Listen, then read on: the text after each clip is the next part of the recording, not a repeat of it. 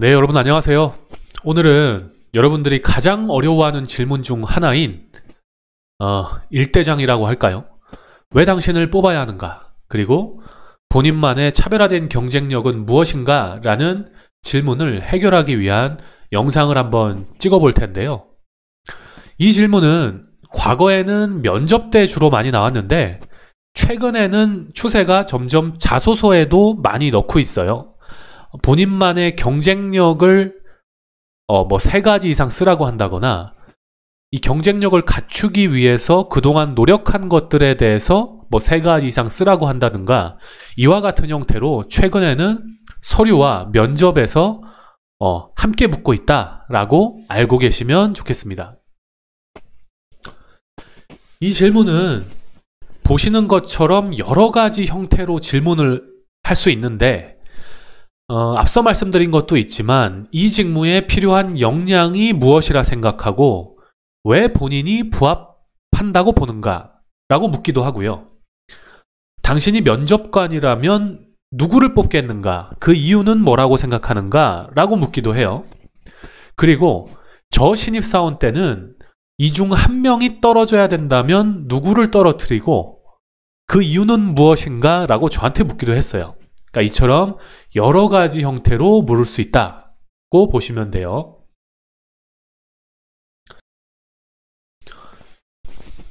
이 질문을 준비하시는 분들을 많이 만나면 그분들이 항상 저한테 얘기를 하세요. 선생님, 저는 특별히 뛰어난 거 없는 것 같은데 이거 어떻게 대답해야 되나요? 저는 그렇게 잘나지도 않고 어떻게 해야 될지 모르겠네요 라고 해요. 그러면 제가 하는 말이 항상 그겁니다. 특별히 뛰어난 걸 찾으려고 하시니까 답을 못 찾는 거예요 라고 얘기를 해요. 아니 이게 무슨 소리냐면 예를 들어 볼게요.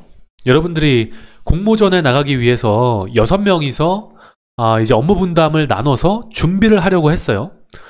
그런데 설계 프로그램을 다룰 줄 아는 친구가 우리는 2명이 필요하다고 생각을 했는데 그중 1명이 이제 몸이 아파서 빠지기로 했어요. 1명을 충원해야 되는 상황이에요. 설계 프로그램을 만질 수 있는 친구를. 그러면 그 친구를 뽑는다고 했을 때 가장 중요한 건 뭔가요? 당연히 설계 프로그램을 다룰 줄 알아야 됩니다.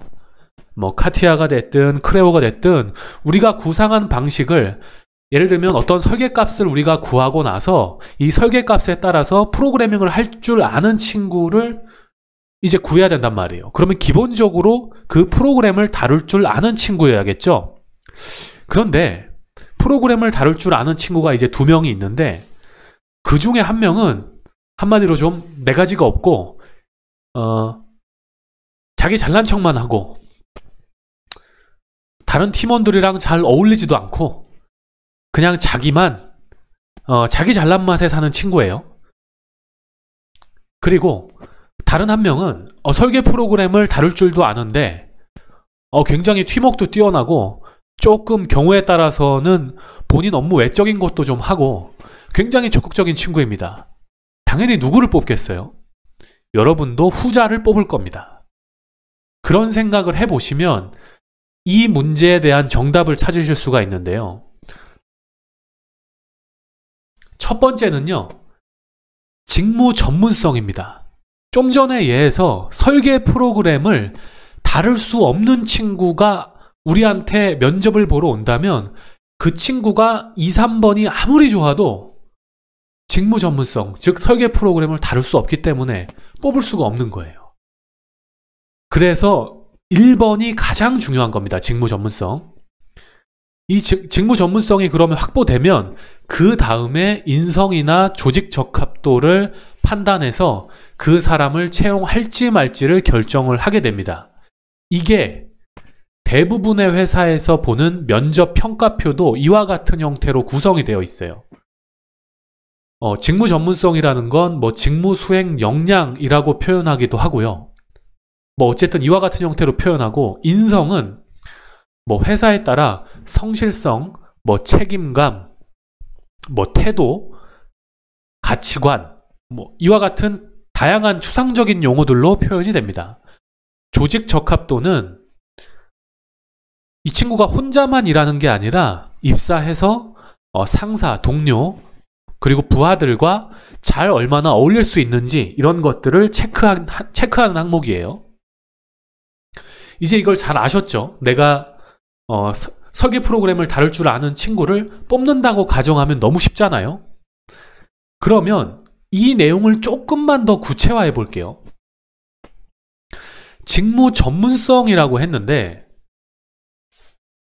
직무 전문성은 대학교 졸업하고 석박사 한 친구들이 전문성이 있어봐야 사실 얼마나 있겠습니까? 그쵸? 그래서 저희도 그걸 다 알고 있거든요. 대부분 한 분야의 전문가라고 할 정도의 얘기를 하려면 최소한 못해도 7, 8년 이상, 한 10년 정도는 해야지 그 분야의 전문가라고 합니다. 그런데 공부만 한 친구들이 어떻게 전문성이 있을 수 있겠어요? 그러니까 이 전문성이 의미하는 거는 내가 이 직무를 완벽히 이해하고 있다. 그리고 이 이해한 직무를 내가 꼭 하고 싶어서 어떤 걸 준비했다. 이런 준비를 하다 보니 이 정도의 능력을 갖추게 됐다. 라는 내용인 거예요. 정리하자면 직무 전문성은 나 잘났다라고 얘기하시는 게 아니라 내 직무를 정확히 이해하고 있어서 이런 준비들을 했고 그래서 이런 능력을 갖추게 됐습니다. 라는 내용이에요. 그리고 두 번째 인성은요. 내가 착하고 전 거짓말도 안 하고 저 되게 착한 사람이에요 라는 게 인성이 아니라요. 이 직무를 하기 위해서 직무와 연관된 생각이나 경험이나 태도 등이 훌륭하다는 겁니다. 예를 들자면 좀 전에 설계 프로그램을 다룰 줄만 아는 게 아니라 그 친구는 설계 프로그램이라는 직무와 연관되어서 설계를 진짜 배우고 싶은 생각이 있고 이 설계 쪽으로 정말 끝을 보고 싶다는 생각이 있는 거예요. 그리고 설계뿐만이 아니라 내가 설계값을 구할 때에도 다른 친구들과 이렇게 코어하면서 많이 배우고 싶고 진짜 내가 제대로 해보고 싶다라는 생각을 가진 친구가 있다면 그 친구가 이런 의미에서 직무와 연관된 이런 훌륭한 생각들이 있기 때문에 면접관들, 그러니까 여러분들이 그 친구를 뽑을 때 그 친구를 뽑고 싶은 겁니다. 다음 이제 조직 적합도가 있고요. 이런 내용을 바탕으로 여러분들의 경쟁력과 나를 뽑아야 되는 이유를 하나씩 만들어가 볼게요. 먼저 신입사원 편입니다. 다시 말씀드리지만 내가 이 직무를 신입사원이 이 직무에 대한 능력이 너무 출중해서 저는 전문가라고 하면 설득력이 없다고 말씀드렸어요. 그래서 이 직무에 대해서 이해하고 있어서 이런 준비들을 했어요. 저는요, 직접적으로 경험하고 싶어서 인턴도 했고요. 세미나도 참석했고요. 현직자들이 실제 필드에서 일하고 있는데 어떤 얘기를 하는지 궁금해서 학회에도 참석했고요.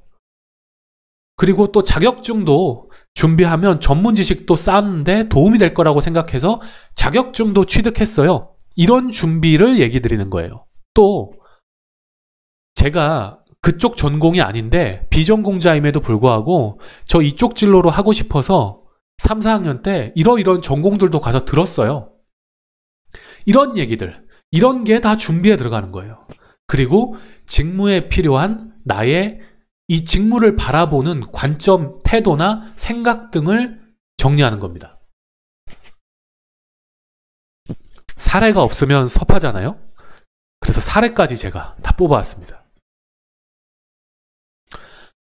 땡땡 자동차 구매팀에 지원한 친구였어요. 이 친구는 제가 구매 업무는 시장 조사와 업체 발굴을 통해서 협상 및 계약을 진행할 뿐 아니라 협력사 관리도 함께 해야 됩니다. 이렇게 많은 업무를 해야 되는 게 구매 업무라는 거죠.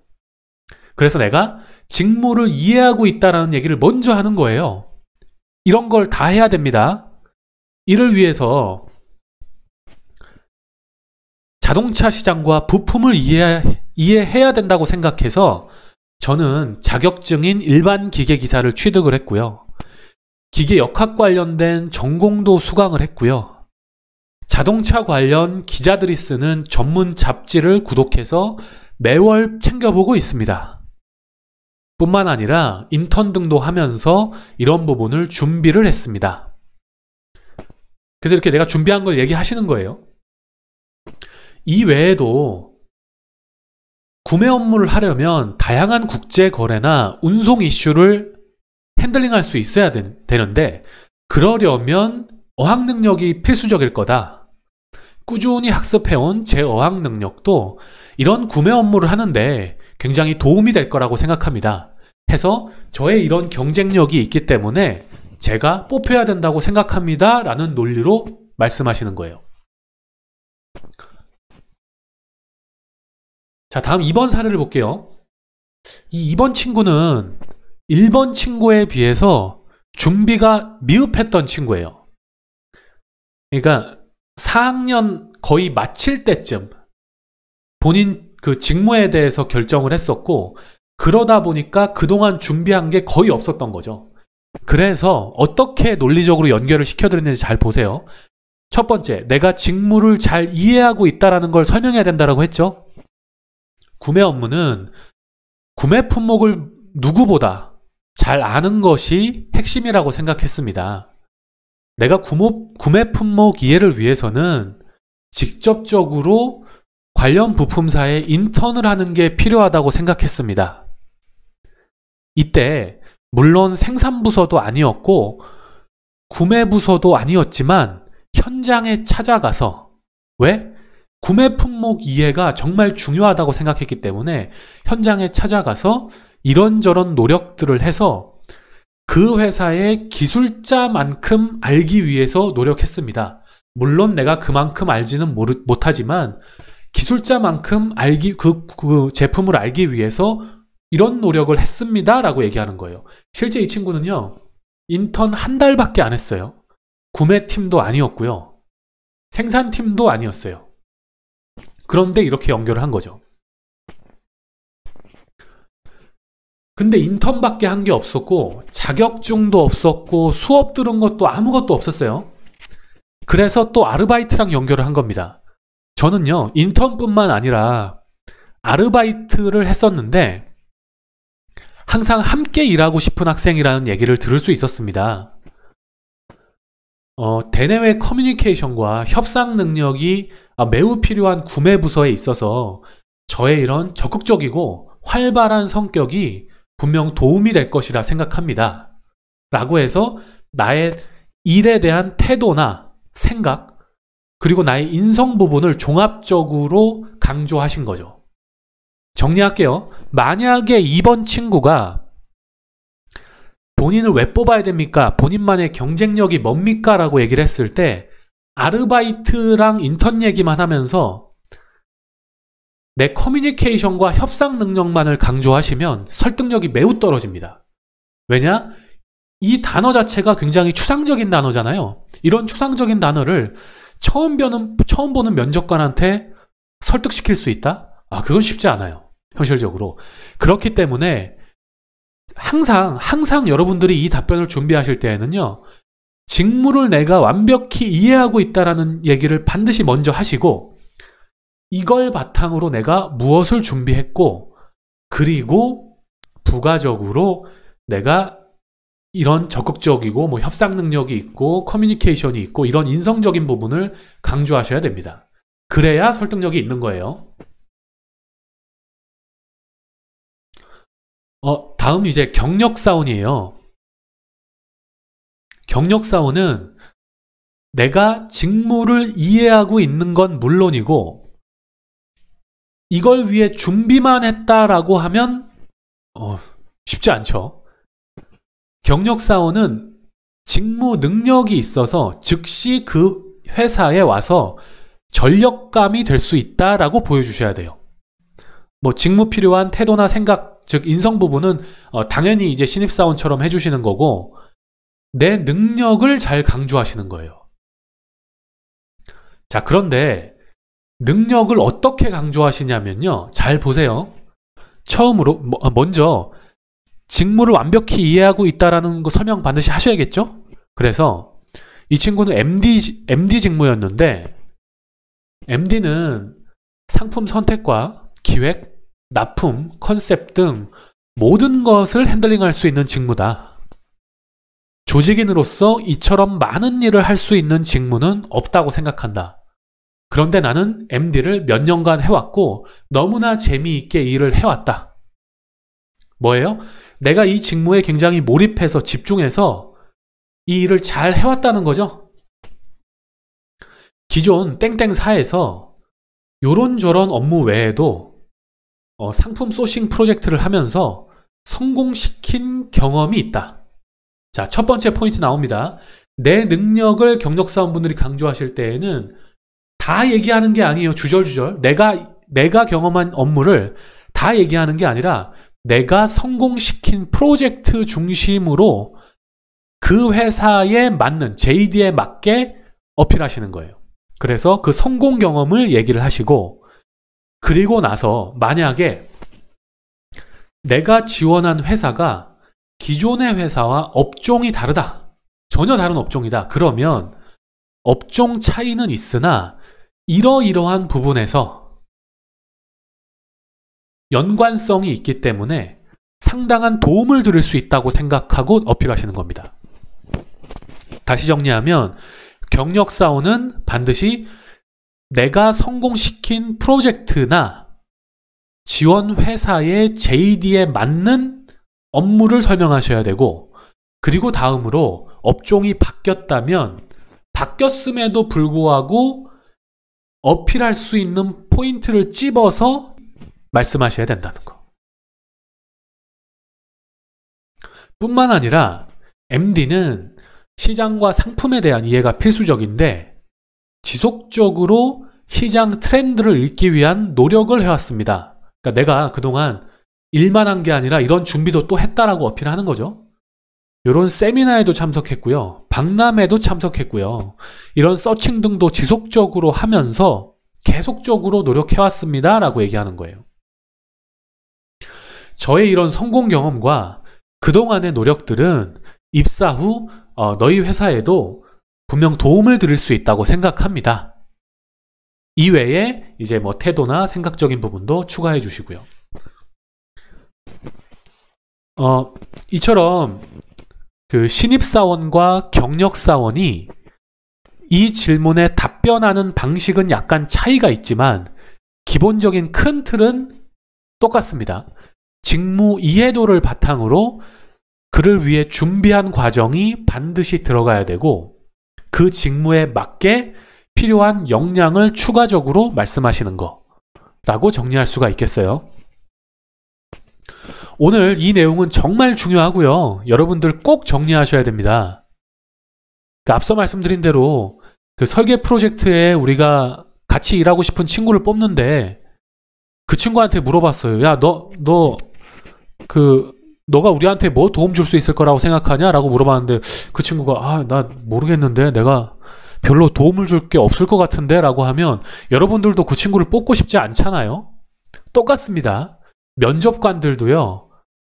여러분들이 스스로 나의 경쟁력과 나를 뽑아야 될 이유를 분명하게 말씀하시지 못하면 저희 면접관들도 보고 고개를 갸우뚱할 수밖에 없어요. 그러니 꼭 잘 정리해 주세요. 다음에 또 더 좋은 영상으로 찾아오겠습니다. 구독과 좋아요 부탁드리고요. 환절기 감기 조심하시고요. 감사합니다.